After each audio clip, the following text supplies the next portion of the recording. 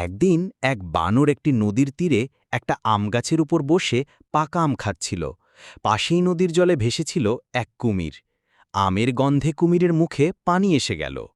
কুমির বলল, বন্ধু বানর, তুমি কত সুস্বাদু আম খাচ্ছ, একটু আম যদি আমাকেও দাও। বানর হেসে একটা আম ফেলে দিল।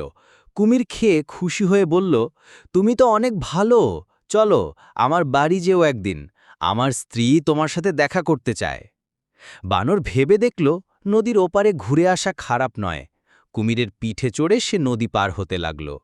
কিন্তু মাছ নদীতে হঠাৎ কুমির বলল, আসলে আমার স্ত্রী তোমার হৃদয় খেতে চায়, তাই তোমাকে নিয়ে যাচ্ছি।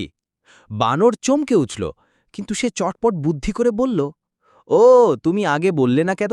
আমি তো আমার হৃদয় গাছে রেখে এসেছি, চলো ফিরে যাই, নিয়ে নেই। কুমির বিশ্বাস করে বানরকে নিয়ে তীরে ফিরে এলো। সঙ্গে সঙ্গেই বানর গাছে লাফিয়ে উঠে বলল, হৃদয় কি কেউ শরীর থেকে খুলে রেখে আসে নাকি? ধোঁকা দিয়েছিলে তুমি, এবার নিজেই ধোঁকা খেলো। কুমির মাথা নিচু করে ফিরে গেল।